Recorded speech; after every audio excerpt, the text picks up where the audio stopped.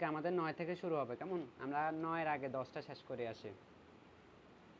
দেখেন 10টা অলরেডি চেষ্টা করলে পারবাই। এখানে কি বলছে প্রশ্নে? বলছে যে the given accounting equation answer of the following question. আচ্ছা, বলছে যে the total asset of firm company কত বলছে? 5,10,000 টাকা। তাহলে মোট সম্পদ হচ্ছে 5,10,000 আর লাইবিলিটিস আর equal to 1/3 of this asset. আচ্ছা, বলছে যে দায় হচ্ছে মালিকানা সত্ত্বের 3/1 তাহলে দায় কত টাকা হবে বলো তো? কীভাবে বাইর করবা? সেম একটা অঙ্ক কালকে করছিলা, মানে এখানে দায়টা তুমি কিভাবে বাইর করবা বলো? দায় হচ্ছে যায় সম্পদের 3/1। সহজ কথা হচ্ছে 5 হ্যাঁ 1/3 বলতে পারো, বা 5,10,000কে 3 দ্বারা ভাগ করতে পারো, তাও হবে। তাহলে আমরা যদি 5,10,000কে 3 দ্বারা ভাগ করি তাহলে 1,70,000 টাকা। তাহলে এখানে লাইবিলিটিস মানে দায় কত টাকা? 1,70,000 টাকা। তাহলে সম্পদ যদি হয় 5,10,000 আর দায় যদি হয় 1,70,000 টাকা। এবার তোমার কাছে জানতে চাচ্ছে যে what that amount of firm company owners equity, মানে মালিকানা সত্ত্ব কত। তাহলে আমরা কীভাবে বের করবো? আমরা যাবো যে উই নো দ্যাট, আমরা জানি যে asset equal of liabilities plus owners equity. তো অ্যাসেটের মান বসালাম 5,10,000 আর লাইবিলিটিস দায়ের মান বসালাম 1,70,000 টাকা। এবার আমরা ওনার্স ইকুইটি বাইর করব। কী করবো? ওই যে 5,10,000 থেকে 1,70,000 টাকা বাদ দিব, তাই 3,40,000 টাকা হচ্ছে আমাদের মালিকানা সত্ত্বের মান। বুঝছেন কি না? এতে বলো, এই সবাই বুঝছে কি না? আচ্ছা, এই যদি বুঝেন, না বুঝলে আমারে বলি, আবার চুপ করে থাকিও না কেউ। এই যদি বুঝেন, এবার বিতে আসেন। রিকোয়ারমেন্ট বিতে কি বলছে? বলছে যে the liability of Faria company কত টাকা? দায় হচ্ছে 1,50,000 টাকা। আচ্ছা, ওনার সিকিউরিটি হচ্ছে 3,10,000 টাকা। তাহলে what amount of total asset, তাহলে অ্যাসেট কীভাবে বের করবো? অ্যাসেট হচ্ছে এই যে 1,50,000 অর্থাৎ দায় এবং মালিকানা সত্ত্বটা যোগ করব। তাহলে 1,50,000 আর 3,10,000 টাকা যোগ করবে এইভাবে। তাহলে অ্যাসেট কত হবে? 4,50,000 টাকা। প্রথমে আমরা লিখবো যে asset equal of liabilities plus owners equity. এরপরে লাইবিলিটিসের মান 1,50,000 বসালাম আর ওনার্স ইকুইটির মান 3,10,000 বসালাম, যোগ করছি আর কত? 4,60,000 টাকা। বি বুঝছো? আচ্ছা, তারপরে আসেন এবার রিকোয়ারমেন্ট সিতে কি বলছে দেখো তো। সিতে বলছে যে the total asset of Farzana company 2 লক্ষ টাকা, মোট সম্পদ 2 লক্ষ টাকা, ওনার সিকিউরিটি হচ্ছে 75,000। তাহলে আমাদের কাছে কি জানতে চাচ্ছে? নিশ্চয় লাইবিলিটিসের মান জানতে চাচ্ছে। তাহলে আমরা প্রথমে লিখবো হচ্ছে উই নো, আমরা জানি যে asset equal of liabilities plus owner security. অ্যাসেটের মান বসালাম 2 লক্ষ টাকা, লাইবিলিটিসের মান তো জানতে চাচ্ছে আর ওনার সিকিউরিটির মান দেওয়া আছে। তাহলে আমরা অপর পাশে নিয়ে এটা বিয়োগ করে দিলাম। তাহলে লাইবিলিটিস দায় হচ্ছে কত টাকা? 1,25,000 টাকা। এটা বুঝছো? হুবহু কালকে ম্যাথগুলাই। কারো তো ঝামেলা নাই তাহলে এখানে? 10 নম্বরে তো কোনো সমস্যা নাই? আচ্ছা, 10 যদি সমস্যা না থাকে, এবার আমরা 11 সলভ করি। 11তে আসেন। 11 একটু বুঝতে হবে ভালো করে, প্রশ্নটা বড় কিন্তু উত্তর সহজ। 11তে এখানে কি দিছে? 2015 সালের মানে প্রারম্ভিক কিছু হিসাবের নাম দিছে, আবার সমাপনীয় দিছে, মানে বছরের শুরুও দিছে, বছরের শেষও দিছে। এরপরে এখানে আবার 2টা কোম্পানি বলছে, একটা হচ্ছে কার্মা আর একটা হচ্ছে ইয়েটসনি। আচ্ছা, একটা কার্মা কোম্পানি একটার অ্যাসেট লাইবিলিটিস দিছে, আবার ইয়েটস কোম্পানি একটা অ্যাসেট লাইবিলিটি দিছে। আবার এগুলা কিন্তু দুই সময়ের, একটা হচ্ছে জানুয়ারি মাসের 1 তারিখের কিছু, আর একটা হচ্ছে ডিসেম্বর মাসের 31 তারিখের। তার মানে একটা বছরের শুরু আর একটা হচ্ছে বছরের শেষ। আচ্ছা, প্রারম্ভিক মানে হচ্ছে তোমারে প্রারম্ভিক মালিকানা সত্ত্বে আমরা কীভাবে বের করতাম? প্রারম্ভিক সম্পদ থেকে প্রারম্ভিক দায়িত্ব বাদ দিতাম, ঠিক না? মানে তোমারে এখানে ধরো এতে কি জানতে চাচ্ছে এটা দেখো। এতে এখানে ভালো করে খেয়াল করো, এই যে বক্সগুলা দেওয়া আছে না, এই বক্সগুলোর মধ্যে এ থেকে এফ এর পর্যন্ত তোমার মান জানতে চাইছে। খেয়াল করছো? এ বি সি এরকম অনেকগুলা দেওয়া আছে, এফ পর্যন্ত দেওয়া আছে। তোমার কাজ হচ্ছে যে এগুলার মিসিং অ্যামাউন্টগুলা মান বাইর করা। তাহলে প্রথমে আমরা এর মান বাইর করি। এই যে এর গড়ে কত টাকা হবে এটা আমাদেরকে বাইর করতে হবে। আচ্ছা, এটা আমরা কিভাবে বাইর করব? এর আগে যে 3টা মান দেওয়া আছে এগুলা কি কি? 2015 সালে জানুয়ারি মাসের 1 তারিখের সম্পদ দেওয়া আছে, দায় দেওয়া আছে। তাহলে বলো তো মালিকানা সত্ত্ব কিভাবে বাইর করবা? এই যে দিছে এর গড়ে কিসের টাকা যা বসবে মূলত? মালিকানা সত্ত্বের টাকা না বসবে? তাহলে আমরা 2015 সালে জানুয়ারি মাসের 1 তারিখের মালিকানা সত্ত্ব কিভাবে বাইর করব? সম্পদ থেকে দায় বাদ দিব, অ্যাসেট থেকে লায়াবিলিটিস বাদ দিব। তাহলে অ্যাসেট হচ্ছে যে 95,000 টাকা, লায়াবিলিটিস হচ্ছে 50,000 টাকা। তাহলে আমরা 95 থেকে 50 বাদ দিলে 45,000 টাকা হচ্ছে আমাদের ওনার সিকিউরিটি। তাহলে এর মান হচ্ছে 45,000। সবাই বুঝছেন? তোমরা আবার শর্টকাট লিখে দিলে হবে না, তোমরা এরকম করে লিখতে হবে।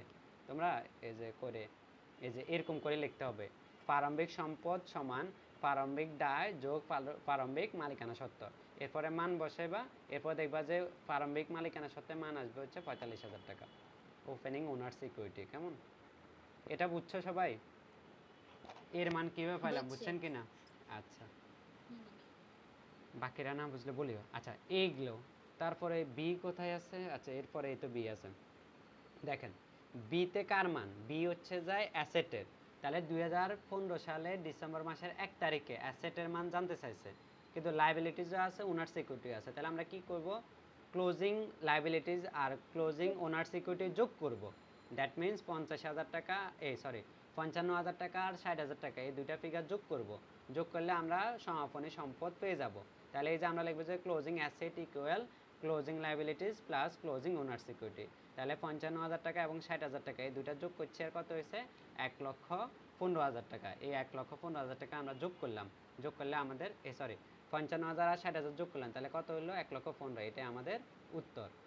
বুঝছেন কিনা? এটা জাস্ট থিমটা বুঝতে হবে। অঙ্ক কিন্তু সোজা, অঙ্ক কিন্তু টাইম লাগবে না, একদমই সময় কম লাগবে। আচ্ছা, তারপরে আসেন হচ্ছে সি নাম্বার। সি নাম্বারে কি জানতে চাইছে ভাইয়া? সি এটা কিসের মান? এডিশনাল ইনভেস্টমেন্ট মানে কি? অতিরিক্ত বিনিয়োগের মান। আচ্ছা, এখানে আমাদের এই যে নিচে যে টাকাগুলা দিছে বা এন্ট্রিগুলা দিছে, এগুলা মূলত কিসের এন্ট্রি? ভালো করে খেয়াল করো তো। এগুলা মূলত হচ্ছে যায় ওনার্স ইকুইটি চেঞ্জ ইন ইয়ার, মানে এই বছরের মালিকানা সত্ত্ব যে পরিবর্তন হয়েছে, এগুলা কি কি কারণে পরিবর্তন? আচ্ছা, মালিকানা সত্ত্ব কি কি কারণে পরিবর্তন হতে পারে? অতিরিক্ত বিনিয়োগ করলে হতে পারে, উত্তোলন করলে হতে পারে, আয় হলেও হতে পারে, ব্যয় হলেও হতে পারে, ঠিক না? তো এখানে আমাদের কাছে জানতে চাইছে হচ্ছে যায় অতিরিক্ত বিনিয়োগের মান। আর উত্তোলন বলো, আয় বলো, ব্যয় বলো, সবগুলোর মানই দিয়ে দিছে। এখন আমরা এই যে সি মানে অতিরিক্ত বিনিয়োগের মান কিভাবে বের করব? আমরা লিখব যে এই যে এইভাবে লিখব, ক্লোজিং ওনার সিকিউরিটি মানে সমাপনী মালিকানা সত্ত্ব সমান আমরা এইভাবে লিখতে পারি না? খেয়াল করো তো। এই যে ওপেনিং ওনার সিকিউরিটি মানে প্রারম্ভিক মালিকানা সত্ত্বের সাথে আমরা অতিরিক্ত বিনিয়োগ যোগ করব, নেট ইনকাম যোগ করব, আর ড্রয়িং বা উত্তোলন বিয়োগ করব, ঠিক না? এটা করা যায় কিনা বলো তো? সমাপনী মালিকানা সত্ত্বে আমরা এইভাবে বাইর করি না? প্রারম্ভিক মালিকানা সত্ত্বের সাথে অতিরিক্ত বিনিয়োগ যোগ করি, নেট লাভ হলে যোগ করি, নেট ক্ষতি হলে বিয়োগ করি, উত্তোলন হলে বিয়োগ করি। তো আমরা এই জিনিসগুলো জাস্ট লিখলাম। আচ্ছা, তারপরে আসেন, এই জিনিসগুলো আমরা জাস্ট লিখলাম। আচ্ছা, এই জিনিসগুলো লিখলাম। এই যে ক্লোজিং ওনার সিকিউরিটি কত হাজার টাকা? 60,000 টাকা। আর ওপেনিং ওনার সিকিউরিটি কত টাকা? 45,000 টাকা। এখন কত হচ্ছে ভাই, এই ফিগারটা পাইলাম কোথায়? ভালো করে খেয়াল করো। এটা আমরা কোন কোম্পানি করতেছি? করমানা। তাহলে এটার ওপেনিং ওনার সিকিউরিটি কত? এর মান কত বাইর করছো? এর মান কত বাইর করছেন আমরা? ওপেনিং ওনার সিকিউরিটি কত? 45,000 টাকা বাইর করছে না? 45,000 টাকা। আচ্ছা, এখন ক্লোজিং ওনার সিকিউরিটি বাইর করছিলাম। ক্লোজিং ওনার সিকিউরিটি দেওয়া আছে 60,000 টাকা। তাহলে এই যে আমরা 45,000 আর 60,000 বসালাম। এই যে ওপেনিং ওনার সিকিউরিটি হচ্ছে 45,000 টাকা আর ক্লোজিং ওনার সিকিউরিটি হচ্ছে যায় 60,000 টাকা। কেমন? এরপর এডিশনাল ইনভেস্টমেন্টও তো আমাদের কাছে বাইর করতে বলছে, তাহলে এটা তো মান থাকবে না। আর নেট ইনকাম আর ড্রয়িং এর মান দেওয়া আছে, ভালো করে খেয়াল করেন। নেট ইনকাম রেভিনিউ কত বলছে? 3,50,000। আর ড্রয়িং কত বলছে? 25,000 টাকা। তাহলে আমরা এটা লিখে দিলাম। আচ্ছা, নিট ইনকাম রেভিনিউ না, নিট ইনকাম কীভাবে বাইর করবা কেউ বলতে পারবা?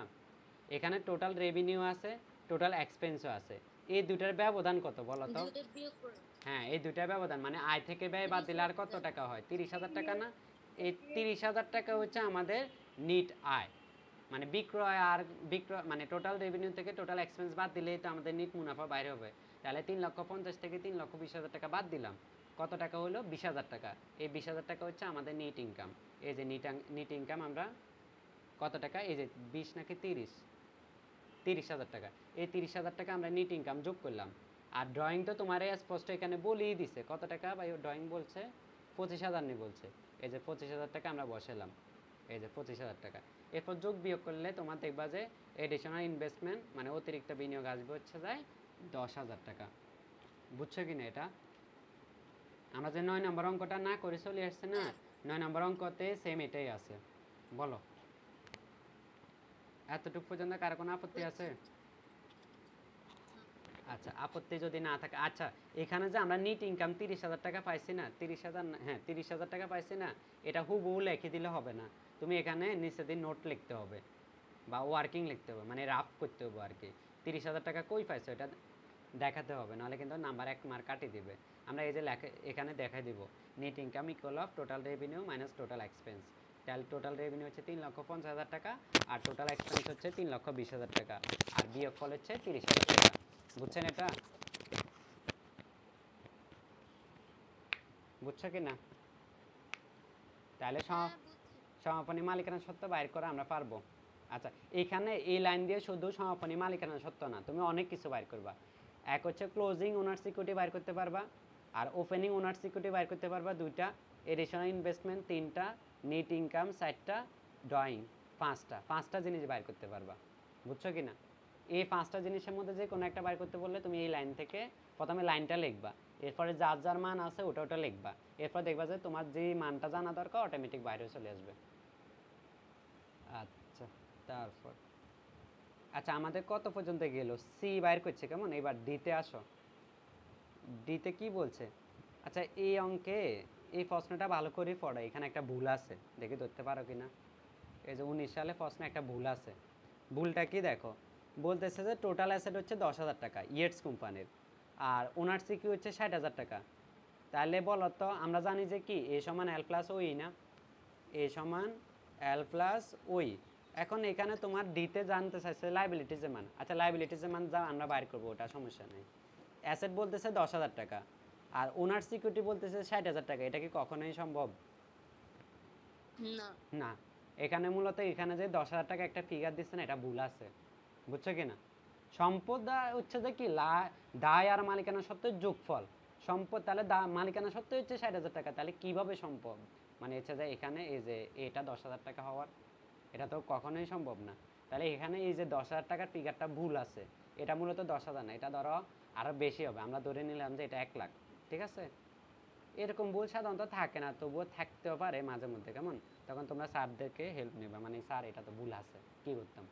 তাহলে এখানে ইয়ার্স কোম্পানির যে অ্যাসেট 10,000 টাকা দেওয়া আছে না, এটা আমরা 10,000 না, এটা আমরা 1 লাখ ধরে নিলাম। ঠিক আছে? আমার কথা বুঝছো কি না? এই প্রশ্নে একটা ভুল আছে, আমরা এটাকে অ্যাসেট এটাকে 10,000 টাকা না ধরে 1 লক্ষ টাকা ধরলাম। ঠিক আছে? আচ্ছা, 1 লক্ষ টাকা যদি ধরি, এবার আমরা অঙ্কটা বাকিটা করতে পারবো। আমাদের অ্যাসেট যদি হয় 1 লক্ষ টাকা, আমাদের অ্যাসেট যদি হয় 1 লক্ষ টাকা, ওনার সিকিউরিটি যদি হয় 60,000 টাকা, তাহলে বলো তো লায়াবিলিটিস কত হবে? অ্যাসেট থেকে ওনার সিকিউরিটি বাদ দিলাম, তাহলে 40,000 টাকা হবে। আমার কথা বুঝছো কিনা? 40,000। তাহলে ডির আনসার হবে হচ্ছে 40,000 টাকা। এই যে ডির আনসার 40,000 টাকা। ওরাও কিন্তু বলছে দেখো, মূল প্রশ্নে ওপেনিং অ্যাসেট 10,000 টাকা দেওয়া আছে, যা অবাস্তব, মানে হচ্ছে এটা কোনোভাবেই সম্ভব না আর কি। কারণ অ্যাসেট যদি 10,000 টাকা, ওনার সিকিউরিটি কেমনে 60,000 টাকা হয়েছে, এটা তো জীবনে সম্ভব না। এই জন্য ওরাও ওনার ওপেনিং অ্যাসেটকে 1 লক্ষ টাকা ধরে নিছে। ঠিক আছে? ডি বুঝছো সবাই? আচ্ছা জি ডি যদি বুঝেন, এবার আমরা সামনে আগাই। কেউ না বুঝলে কিন্তু কথা বলিও, চুপ করে থাকিও না। আচ্ছা ডি যদি বুঝেন, এবার ইতে আসেন। ইতে কি জানতে চাইছে? ইতে হচ্ছে যে এগুলা কিন্তু আমরা ইয়েটস কোম্পানি করতেছি, কেমন? Yeats company. আচ্ছা ইতে আমাদের কাছে জানতে চাইছে হচ্ছে যায় ওনার সিকিউরিটি জানতে চাইছে, কেমন? কত সালে? 2015 সালে সমাপনী মালিকানা সত্ত্ব জানতে চাইছে। তাহলে তো একদম ইজি, সমাপনী সম্পদ থেকে, সমাপনী যে সম্পত্তিতে আছে না, এটা থেকে আমরা কি বাদ দিব? লায়াবিলিটিসটা বাদ দিব, তাহলে আমরা ওনার সিকিউরিটি পাই যাব। তাহলে 1,37,000 থেকে এই যে কত 75,000 টাকা বাদ দিব, তাহলে আমরা ই না একটা, হ্যাঁ ইর মান পাই যাব। দেখো এই যে ইর মান আমরা বাইর করলাম কত, 1,37,000 থেকে 75 বাদ দিলাম 62,000 টাকা। বুঝছেন এটা? এটা সবাই হ্যাঁ, বুঝছো কিনা? ওই আচ্ছা কোম্পানির মতো সেমই। হ্যাঁ হ্যাঁ, দুইটা কোম্পানি সেম মান। একটা হচ্ছে ইয়েটস কোম্পানি, আর একটা কি কর্ম নাকি একটা বলছিল। আচ্ছা তাহলে ই নাম্বার আমাদের গেল। ইতে যদি যায় এরপরে আরেকটা আছে শুধুমাত্র, এটা হচ্ছে এফ। ও যে আগের মতো সেম এই প্রারম্ভিক মালিকানা সত্ত্ব থেকে সমাপনী মালিকানা সত্ত্বের মান বাইর করা, ওটা সূত্রটা লিখবো। এরপরে এখানে ড্রয়িংয়ের মান জানতে চাইছে, আমি তোমাদেরকে বললাম না 5টা মান বাইর করতে পারবা, তো এখানে একটা মান এই যে ড্রয়িংয়ের মান জানতে চাইছে। আমরা তাহলে প্রথমে কি লিখবো, প্রথমে পুরো এই যে এফ কই ক্লোজিং ওনারশিপ মানে প্রারম্ভিক মালিকানা সত্ত্ব থেকে সমাপনী মালিকানা সত্ত্বে যাওয়ার পুরো প্রসেসটা লিখবো। তো কীভাবে যায় সমাপনী মালিকানা সত্ত্ব কীভাবে নির্ণয় করা যায়, প্রারম্ভিক মালিকানা সত্ত্ব যোগ এডিশনাল ইনভেস্টমেন্ট যোগ net income minus drawing. Net ইনকামটা কীভাবে বাইর করবা, আগের অঙ্কে যেভাবে করছে এরকম নোট করে বাইর করবা।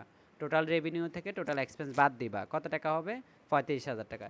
এরপরে যার যার মান আছে একমাত্র ড্রয়িং বাদে বাকি সবার মানই থাকবে, তো সবার মান বসাইবেন। এরপরে আমরা দেখবেন হচ্ছে যে এই যে লাস্ট লাইনে যায় মাইনাস ড্রয়িং আর মাইনাস 48,000 হবে। এরপর মাইনাস মাইনাস কাটা যায়, ড্রয়িং ইকুয়াল অফ 48,000 টাকা, তার মানে 48,000 টাকা উত্তর। বুঝছেন?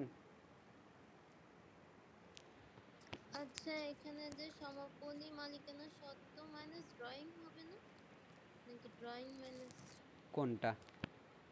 প্রথমে এফ এর প্রথম লাইন, এই যে হ্যাঁ হ্যাঁ প্রথম এটা লাইনে আমরা আর কীভাবে বাইর করি, প্রথম লাইনে আমরা বাইর করি হচ্ছে যে এই যে সমাপনী মালিকানা সত্ত্ব আমরা বাইর করব। সমাপনী মালিকানা সত্ত্ব সমান ওপেনিং মানে প্রারম্ভিক মালিকানা সত্ত্ব ওপেনিং ওনার সিকিউরিটি যোগ এডিশনাল ইনভেস্টমেন্ট মানে অতিরিক্ত বিনিয়োগ যোগ নেট ইনকাম। আর ড্রয়িংয়ের কারণে মালিকানা সত্ত্ব বাড়ে নাকি কমে, অবশ্যই কমে, এই জন্য ড্রয়িং বিয়োগ। এরপর আমরা কি করছি, সবার মান বসাইলাম ড্রয়িং বাদে। এরপর আমরা কি করলাম, এই পাশে হচ্ছে 62,000 আর এই পাশে এই তিনটা ফিগার যোগ করছে 1,10,000। এবার আমরা কি করলাম, 1,10,000কে অপর পাশে নিলাম, নেওয়ার পরে কি হয়েছে বিয়োগ করছি, বিয়োগ করার পরে 1,10,000 থেকে আচ্ছা 1,10,000 এই পাশে প্লাস আসছে না, ওই পাশে গেলে তো মাইনাস হয়ে যাবে, তাহলে মাইনাস 48,000 টাকা। আর এই পাশে ড্রয়িংয়ের আগেও কিন্তু মাইনাস আছে, তাহলে মাইনাস ড্রয়িং আর মাইনাস 48,000, এবার মাইনাস মাইনাস কাটা যাবে, মানে মাইনাস 1 দ্বারা গুণ করছে, তাহলে মাইনাস উদাও হয়ে যাবে, তাহলে ড্রয়িং ইকুয়াল অফ 48,000 টাকা উত্তর। ঠিক আছে? আচ্ছা সবাই বুঝছেন কি না? আচ্ছা এটা যদি বুঝেন, আমরা কত কত করলাম, এই যে 10 আর 11 করলাম, 10 আর 11 মতো করে 9 নাম্বারটা হচ্ছে বাড়ি কাজ। ঠিক আছে, 9 নাম্বার সবাই করবেন। 9 নাম্বার তাহলে লিখে রাখা হচ্ছে হোমওয়ার্ক, একদম হুবহু সেম। আমরা এখন 11 করলাম না, ভালো করে খেয়াল করে, এখানেও দুইটা কোম্পানি, একটা হচ্ছে এক্স কোম্পানি একটা হচ্ছে ওয়াই কোম্পানি, একদম হুবহু একই না অঙ্কটা, ভালো করে খেয়াল করো তো, একই না, একই তো। হ্যাঁ তাহলে 9 নাম্বার হচ্ছে তোমাদের বাড়ি কাজ, খাতা লিখছ? কালকে শুক্রবার না, কালকে বন্ধ থাকবে, শনিবারে ক্লাস থাকবে। ঠিক আছে, তাহলে শনিবারে কালকের মধ্যে তোমরা বাড়ি কাজটা জমা দিবা। ঠিক আছে, তারপর আচ্ছা আমাদের 10 গেল, 11 গেল, এরপরে 12 নম্বরে আসো। এই অঙ্কগুলা, হ্যাঁ বলো।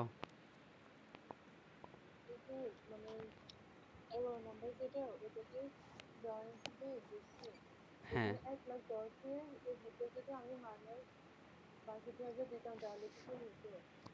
হ্যাঁ হ্যাঁ বলো, মানে এই লাইন পর্যন্ত তো ঠিক আছে নাকি, যে লাইনটা বোল্ড করলাম, মানে তোমার মতে এতটুকু পর্যন্ত ঠিক আছে, এরপরে কি করতে চাইতেছো বলো? হ্যাঁ এরপরে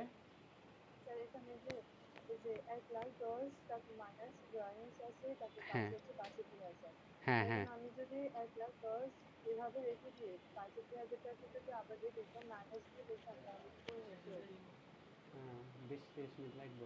মানে তুমি 1,10,000কে এই পাশে রাখতে চাইতেছো, চেঞ্জ করতে চাইতেছো না, ড্রয়িংটাকে নি পরিবর্তন করবা,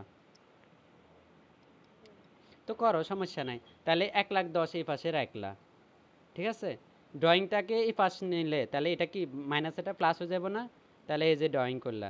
ঠিক আছে, এরপরে তুমি 62,000কে কি ওই পাশে নিবা না, তাহলে 62,000 এই পাশে প্লাস আছে, ওই পাশে গেলে মাইনাস হয়ে যাবে না, মাইনাস হতে হবে। তাহলে এবার 1,10,000 থেকে 62 বাদ দাও, দেখবে 48 হবে, তখন আর মাইনাস ফিগার আসবে না, তখন ড্রয়িং ইকুয়াল অফ 48 আসবে সরাসরি। বুঝছো? বুঝছো কিনা? আচ্ছা, আর কারো কোনো প্রশ্ন আছে? যেভাবে করো উত্তর মিলে যাবে, ওটা নিয়ে প্যারা নাই। আর কারো কোনো কোশ্চেন আছে? এখানে তো বলো। হ্যাঁ হ্যাঁ বলেন। এখানে তো যেটা বলছো ড্রয়িংটা আমি ওপাশে নিলাম, এটা হ্যাঁ বুঝছি, কিন্তু 1,10,000 1,10,000 এর জায়গায় আছে হ্যাঁ, ওটা কোনো পরিবর্তন হবে না। 1,10,000 ডান পাশে ছিল, ডান পাশে রাখলাম। কিন্তু 62,000 বাম পাশ ছিল ওটার সামনে প্লাসের। তো মাইনাস ছিল না।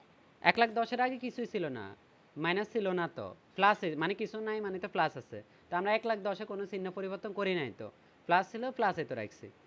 এখন ওই 62,000 যেটা হ্যাঁ আছে না, এই 62কে আমরা পরিবর্তন করলাম। তাহলে 62-র আগে প্লাস ছিল, তো আমরা পরিবর্তন করলাম, করার কারণে মাইনাস হয়েছে। বুঝছেন? তাহলে মাইনাস আসবে না এই পাশে? হ্যাঁ, মাইনাস লিখলাম তো রে, এই যে মাইনাস লিখলাম না, দেখ এই যে মাইনাস 62,000, মাইনাস 62। আচ্ছা, তোমরা মনে হয় এক লাইন কম করাতে এলোমেলো হয়েছে, আমি আরও এক লাইন বাড়াই করতেছি, ভালো করে দেখেন। তোমরা কি এখানে ধরো 62,000 যোগ ড্রয়িং ইকুয়াল অফ 1,10,000, এরপরের লাইনে আমরা এই ড্রয়িংটাকে রাখলাম, আর 1,10,000 এখানে আছে না, এই 1,10,000 বিয়ে এই 62-রে ওই পাশ নিয়ে দিলাম, 62-কে ওই পাশ নিলে মাইনাস হবে, কেন এই পাশে প্লাস ছিল ওই পাশে মাইনাস। এরপরে 1,10,000 থেকে 62 বাদ দাও, 48,000 হবে। এবার বুঝছো নি? এবার বুঝছেন? হ্যাঁ এটাই বুঝাচ্ছি তো আচ্ছা, ওইখানে এটাও আবার করতে পারেন, ওটাও করতে 1,10,000 পারেন। সামনে ওইখানে আমি কি করছি, এই দ্বিতীয় লাইনটা আছে না, দ্বিতীয় লাইনটা বাদ দিয়ে তৃতীয় লাইন সরাসরি করে ফেলছি। আচ্ছা, তো ইচ্ছা, এটা নিয়ে ঝামেলা নাই, এটা তোমরা ইচ্ছা মতো করতে পারবা। জাস্ট ওই যে সাইড পরিবর্তন যদি করেন তাহলে চিহ্নের পরিবর্তন হবে, এটা মনে রাখবেন। আচ্ছা, আর কারা কোনো আপত্তি এতটুকুর মধ্যে আছে? না না, এরপরে না আসেন। এরপরে 12 নাম্বার অঙ্কগুলা মনে হয় কত 5 নাকি 10-এর জন্য আসে, 10-এর জন্য আসতে পারে সম্ভবত, কারণ এইগুলাতে এই অঙ্কগুলা সহজ, তবে তোমার টাইম খাবে। এই অঙ্কটা কেউই ধরো 10 মিনিটের কমে করতে পারবা না, মানে করতে পারবে না বলতেছে, মানে শেষ করতে পারবে না, কি তোমার সময় খাই যাবে অনেক বেশি। এটা অনেক, ধরো ওই যে টেবুলার ছক করছো না, মানে হিসাব সমীকরণের প্রভাব, ওই অঙ্কটাই সেম টু সেম একইটা। এখন কত হচ্ছে যাই, এই অঙ্কটা করতে হলে তোমার আগে জাবেদাগুলা মানে সবগুলা, মানে কি কয় এন্ট্রি সবগুলা ভালো করে পড়তে হবো। এরপরে তোমারে বাইর করতে হবে যে এখানে অ্যাসেট কয়টা আছে, লাইবিলিটিস কয়টা আছে, মানে সম্পদ কয়টা, দায় কয়টা, এরপরে সম্পদ দায়রে ভাগ করতে হবো, গড় করতে হবো। তা প্রত্যেকটা এন্ট্রিরে তুমি পোস্টিং দিতে হবো, আবার শেষে তোমার এগুলো যোগ বিয়োগ করতে হবে। এই জন্য এই অঙ্কটা সহজ, কিন্তু সময় লাগবে একটু। এখন কথা হচ্ছে যে পরীক্ষা দিব নাকি দিব না, এটা মানে ডিপেন্ড করবে হচ্ছে তোমার এন্ট্রিগুলো যদি সহজ আসে আর কম আসে। ধরো এন্ট্রি যদি 7-8টা বা 5-6টার মতো হয় তাহলে তুমি দিতে পারো। আরেকটা তোমাদেরকে পরামর্শ দিতে পারি, প্রত্যেক লাইনে ব্যালেন্স না টানলেও হয়। এখানে দেখো প্রত্যেক লাইনে ব্যালেন্স টানছে না, এটা না টানলে কিন্তু সময় কম লাগে। ঠিক আছে? আচ্ছা, আমরা এই অঙ্কটা পুরোটাই করি। এই অঙ্ক করার জন্য তোমার জাবেদা পারা লাগবে। জাবেদা যদি না পারেন এই অঙ্ক অনেকটা পারা যায় না বললেই চলে আর কি, কারণ তুমি কেমনে বুঝবে কোন কোন হিসাব আসবে। তো আমরা পুরো প্রশ্নটা পড়ি, এরপর আমরা কি করব, এখানে একটা টেবুলার ছক মানে হিসাব সমীকরণ করব, কেমন টেবুলার অ্যানালাইসিস এটা করব। আচ্ছা, আমরা পুরো প্রশ্নটা আগে পড়ি। বলছে after achieving LLM degree mister শকিদনি, আচ্ছা, ওপেনিং দ্য ল চেম্বার কত তারিখে, 1 আগস্ট 2016, মানে 2016 সালে আগস্ট মাসে 1 তারিখে সে একটি আইনি পেশা শুরু করছে বা আইনি ব্যবসা শুরু করছে। অন আগস্ট 31, মানে আগস্টের 31 তারিখে হিজ অ্যাকাউন্ট ব্যালেন্স ওয়াজ, ক্যাশে কত টাকা আছে, 4,000 টাকা, আর অ্যাকাউন্ট রিসিভেবল কত টাকা, 1,500 টাকা, সাপ্লাইজ কত টাকা, 500 টাকা, অফিস ইকুইপমেন্ট কত টাকা, 5,000 টাকা। তাহলে এখানে যে এতক্ষণ পর্যন্ত যতগুলো হিসাবের নাম বললাম, ক্যাশ বলো, অ্যাকাউন্ট রিসিভেবল বলো, সাপ্লাইজ বলো, দাঁড়াও জানালাটা বন্ধ করো।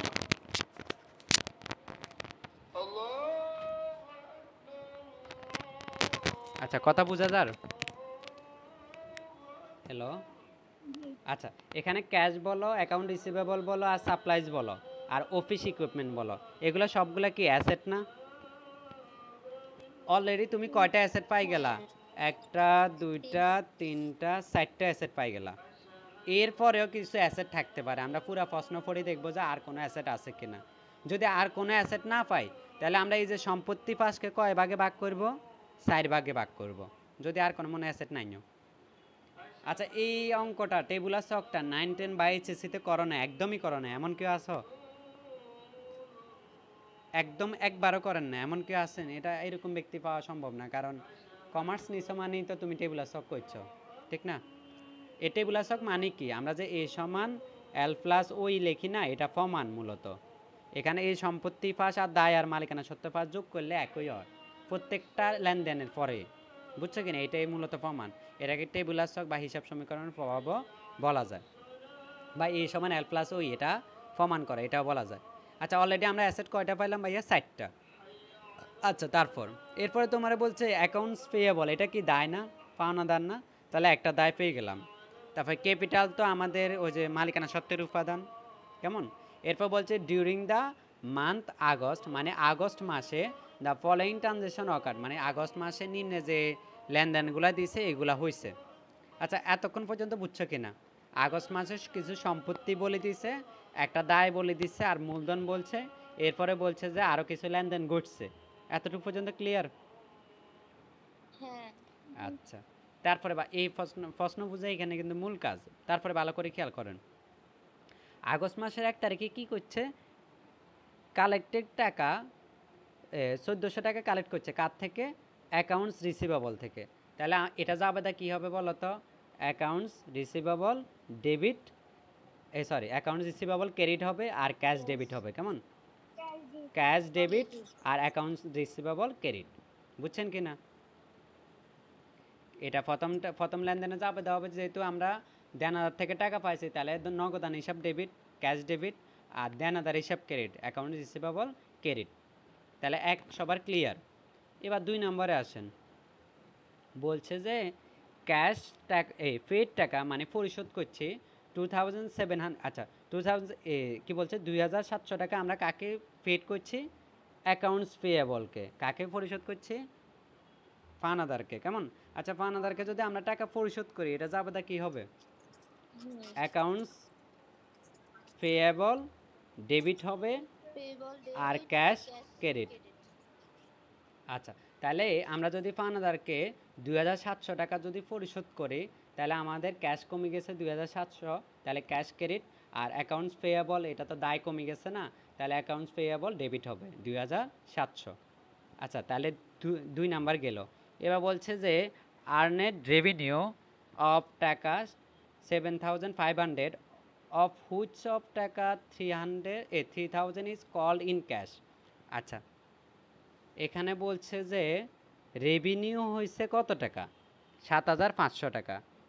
এর মধ্যে 3000 টাকা আমরা নগদে পাইছি। এটা মূল কথা হচ্ছে, ধরো ওই বেটা সার্ভিস দিচ্ছে 7500, কিন্তু টাকা বুঝে পাইছে 3000। এটা বুঝছো কিনা? মানে ও সার্ভিস দিচ্ছে কত টাকা? 7500 টাকা, আর এর মধ্যে ক্যাশ পাইছে কত টাকা? 3000 টাকা। তাহলে বাকি যে 4500 টাকা আছে, এগুলো কি হিসাবে লিখবা? অ্যাকাউন্ট রিসিভেবলে দিয়ে দিব। আমার কথা বুঝছো কিনা? তাহলে এটা এই জাবেদা, মানে এটা জাবেদা কি হবে? Cash debit. ক্যাশ ডেবিট কত টাকা হবে বলো তো?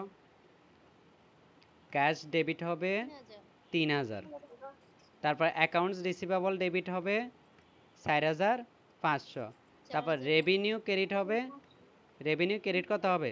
7500। আমার কথা বুঝছেন? এই জাবেদাগুলো কিন্তু একটু পরে লাগবো, যখন আমরা টেবিলের ছকে যাব তখন লাগবে। তাহলে 3 নম্বর জাবেদা সবাই বুঝছেন? আচ্ছা, তারপরে স্যারে আসেন। স্যার হচ্ছে যে পারচেজ এডিশনাল ইকুইপমেন্ট, মানে আমরা আরও ইকুইপমেন্ট কিনছি। কত টাকা দিই? ফর টাকা 1000 পেইং। আচ্ছা, 1000 টাকা দিচ্ছি। আচ্ছা, পেইং টাকা, আচ্ছা বলছে ইকুইপমেন্ট, না সরি, আমরা ইকুইপমেন্ট কিনছি 1000 টাকার, তার মধ্যে ক্যাশ দিছি হচ্ছে 400 টাকা। আচ্ছা, and the balance on account. আচ্ছা, অন অ্যাকাউন্ট মানে খাতায় কোনা লিখে রাখেন, অন অ্যাকাউন্ট মানে হচ্ছে বাকিতে। বাকিগুলো হচ্ছে মানে 1000 টাকার মধ্যে 400 টাকা হচ্ছে দিছি, বাকি 600 টাকা হচ্ছে আমাদের বকেয়া আছে। তাহলে এটা যাবো কী হবে ভাইয়া? ইকুইপমেন্ট যেহেতু বাড়ছে, তাহলে আমরা লিখবো যে ইকুইপমেন্ট ডেবিট কত টাকা? 1000 টাকা। এতটুকু তো বুঝছেন? এরপরে ইকুইপমেন্ট 1000 টাকা যে বাড়ছে, এর বিপরীতে আমরা ক্যাশ দিচ্ছি ওরে কত টাকা? 400 টাকা। তাহলে ক্যাশ ক্রেডিট 400। আর বাকি যে 600 টাকা, বাকি 600 টাকা কি বকেয়া আছে না? তাহলে ওইগুলাকে আমরা পাওনাদার ধরে ফেলবো। তাহলে অ্যাকাউন্টস পেয়েবল ক্রেডিট কত টাকা? বাকি 600 টাকা। আমার কথা বুঝছেন? তাহলে 1000 টাকা ইকুইপমেন্ট কিনলাম, ক্যাশ দিলাম হচ্ছে 400 টাকা, আর বাকি 600 টাকা হচ্ছে আমাদের বকেয়া আছে। 4 নম্বর ক্লিয়ার? Sir clear? জি ভাই। আচ্ছা, তারপরে আসেন, এটা বুঝলে কিন্তু বাকিগুলাই দেখবে এরকম, নাহলে 50-60টা কোশ্চেন আসছে, একটা বুঝে দিলে বাকিগুলো নিজেরাই করে ফেলতে পারবেন, একটা ভালো করে বুঝে নেন। আর এটা 9-10-এও ভালো করে করছেন, এইচএসসিতে করছেন, জাস্ট একটু এবার ইংরেজি করে দিয়েছে আর কি। আচ্ছা, ফেড স্যালারি, স্যালারি দিছে, যে কোনো খরচ দিলে আমরা এটাকে কি বলতাম বলো তো? নগদে দিলে ওই খরচের নাম ডেবিট হয় আর ক্যাশ ক্রেডিট, তাহলে স্যালারি ডেবিট বা স্যালারি এক্সপেন্স ডেবিট আর ক্যাশ ক্রেডিট হতো। আচ্ছা, আর র্যান্ট দিছি, আচ্ছা ফেড স্যালারি টাকা 2500, আচ্ছা 2500 টাকা আমরা স্যালারি হিসাবে দিছি। অ্যান্ড র্যান্ট ফর আগস্ট, আচ্ছা আমরা এটাকে আগস্ট মাসে কাজ করতেছি না? আচ্ছা হ্যাঁ, আগস্ট মাসের তো হিসাব করতেছি। র্যান্ট মানে ভাড়া দিছি হচ্ছে 900, তাহলে এটা এটা জাবাদা কী হবে? তুমি চাইলে এটা দুইটা জাবাদা দিতে পারো, salary expense debit cash credit, আবার rent expense debit cash credit, অথবা তুমি দুইটা জাবাদাকে একটা জাবাদাকে কনভার্ট করতে পারো, salary expense debit 2500, rent expense debit 900, আর ক্যাশ ক্রেডিট করে দিবা দুইটা যোগ করে। বুঝছো কি না? আমার কথা বুঝছো? মানে তুমি চাইলে দুইটা জাবেদাও দিতে পারো, জি। আবার একটাতেও কনভার্ট করতে পারো, মানে আলাদা আলাদা দিলেও সমস্যা নেই, একসাথে দিলেও সমস্যা নেই। আচ্ছা, এখন 12 নম্বর জাবেদা কি বলছে? উইথড্র মানে কি বলো তো? উইথড্র মানে কি? উত্তোলন। আচ্ছা, উত্তোলন মালিক কি করছে? কত টাকা উত্তোলন করছে? 550 টাকা ক্যাশ করছে। আচ্ছা, ওর পার্সোনাল ইউজের জন্য তো উত্তোলন করবে, ওটা তো বললেও যা, না বললেও তা। তাহলে এটা কি হবে? ড্রয়িং ডেবিট, ড্রয়িং ডেবিট হবে আর ক্যাশ ক্রেডিট হবে। কেমন? কত টাকা ভাইয়া? 550 টাকা। আচ্ছা, এখন 20 নম্বরে কি বলছে? বলছে রিসিভ টাকা 2000, আচ্ছা আমরা 2000 টাকা মানে পেলাম, কার থেকে পেলাম? From Rupali bank, Rupali bank থেকে পাইছি। এখন রূপালী ব্যাংক আমাদের টাকাগুলো কেন দিছে?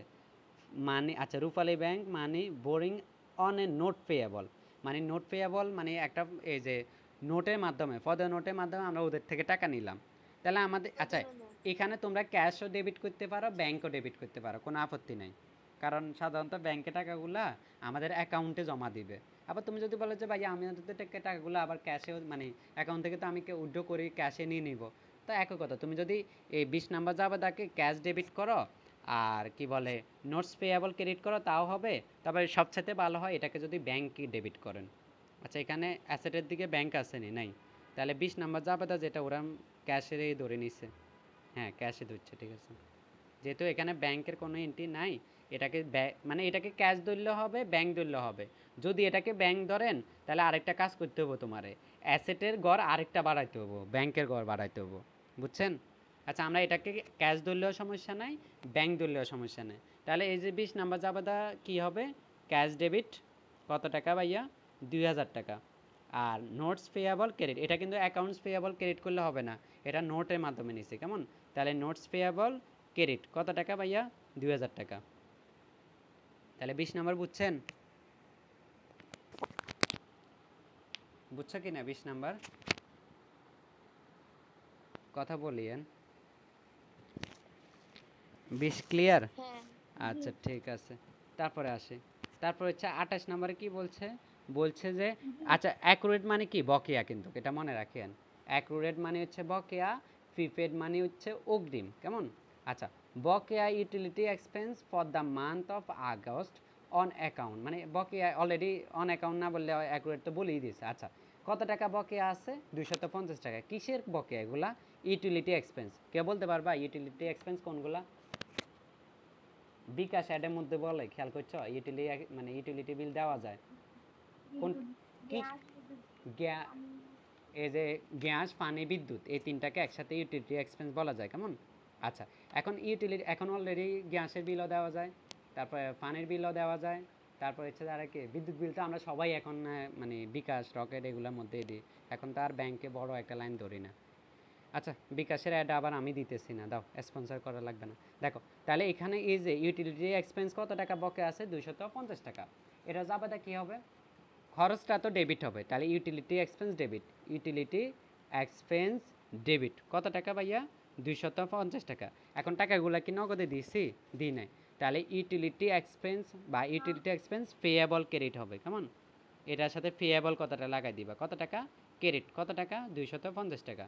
তাহলে utility expense debit, utility expense payable credit. ঠিক আছে? বলো একদম প্রথম থেকে 28 নম্বর পর্যন্ত কোনো জাবেদা সমস্যা আছে কিনা বলো। জাবেদা সমস্যা থাকলে কিন্তু টেবিলের ছক পারবা না। বলো সবগুলা জাবেদা পারবা?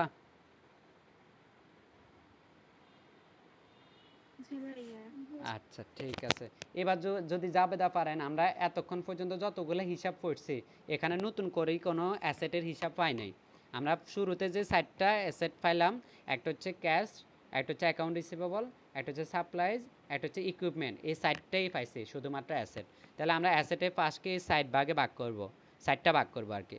একটা হচ্ছে ক্যাশের, একটা হচ্ছে সাপ্লাইজের, একটা হচ্ছে অ্যাকাউন্ট রিসিভেবল, একটা হচ্ছে অফিস ইকুইপমেন্টের। ঠিক আছে, বুঝছো কি না? আমরা সম্পত্তি ফাঁসকে কেন 4 ভাগে ভাগ করলাম, বুঝছো? কথা বলিও। আমরা সম্পত্তিকে কেন 4 ভাগে ভাগ করলাম? আমাদের এই অঙ্কের মধ্যে 4টা সম্পদ আছে, সেজন্য আমরা সম্পত্তি ফাঁসকে 4 ভাগে ভাগ করলাম। যদি ভাইয়া 2টা সম্পদ থাকতো তাহলে সম্পত্তি ফাঁসকে 2 ভাগ করতাম। যদি ভাইয়া 5টা সম্পদ থাকতো তাহলে সম্পত্তি ভাগকে 5 ভাগ করতাম। বলো এতটুকু পর্যন্ত কোনো আপত্তি আছে? সম্পত্তিকে কেন 5 ভাগ করলাম, 4 ভাগ করলাম? বুঝছো কি না? বুঝছি। বলো, না বুঝলে বলো, সমস্যা থাকলে বলো। আচ্ছা, তারপরে আসেন। তারপরে আমরা এখানে কয়টা দায় পাইছি? একটা হচ্ছে অ্যাকাউন্টস পেয়েবল, একটা দায় পাইলাম একটা। আচ্ছা, আর কোনো দায় ছিল এখানে এই লেনদেনগুলো করার সময়? আর কোনো দায় আসছিল বলো তো? আর একটা দুইটা দায় কিন্তু ছিল। হ্যাঁ এই তো ভালো কথা, নোটস পেয়েবল ছিল। দুইটা দায়, দুইটা দায় হলো, একটা হচ্ছে অ্যাকাউন্টস পেয়েবল, একটা নোটস পেয়েবল। আর কোনো দায় আসছিল বলো? আর একটা দায় ছিল, বলো তো কি? আচ্ছা, তাহলে এই যে আচ্ছা ইউটিলিটিটাকে ওরা কি ইয়াতে দিয়ে দিছে 250 টাকাটাকে কিসের মধ্যে দিয়ে দিছে দেখি? অ্যাকাউন্টস পেয়েবলে দিয়ে দিছে। আচ্ছা, ওটাকে চাইলে আপনারা অ্যাকাউন্টস পেয়েবলে দিতে পারেন, ওরা যেহেতু দিছে।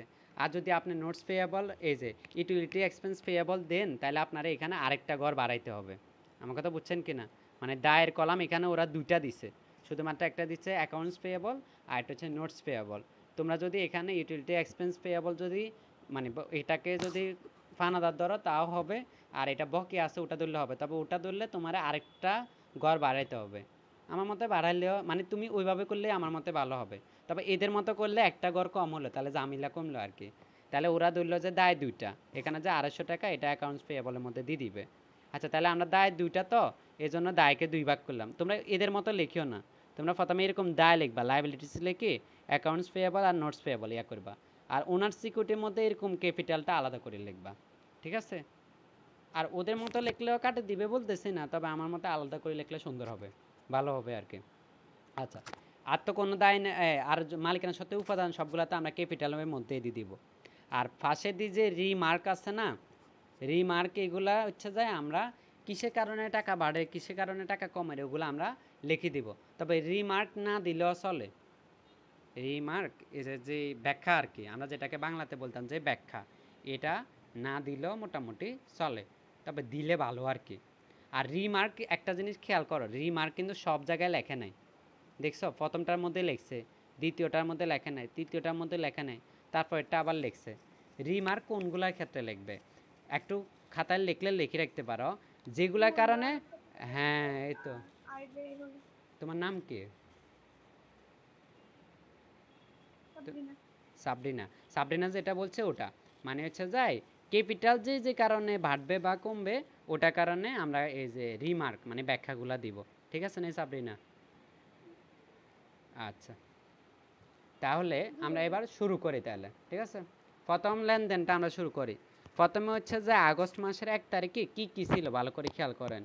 ক্যাশ ছিল 4,000, ক্যাশ ছিল 4,000, আর অ্যাকাউন্ট রিসিভেবল ছিল 1500, সাপ্লাই ছিল 500, ইকুইপমেন্ট ছিল 5,000।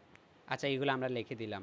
ক্যাশ 4,000, সাপ্লাইজ 500, অ্যাকাউন্টস রিসিভেবল হচ্ছে 1500, অফিস ইকুইপমেন্ট হচ্ছে 5,000। আচ্ছা, এরপরে অ্যাকাউন্টস পেয়েবল ছিল ছিল কত টাকা? 4,200 টাকা। ক্যাপিটাল ছিল কত টাকা? 4,000 টাকা। তাহলে আমরা অ্যাকাউন্টস পেয়েবল হচ্ছে 4,200, আর নোটস পেয়েবল আচ্ছা, নোটস পেয়েবল 2800 কত থেকে পাইলো?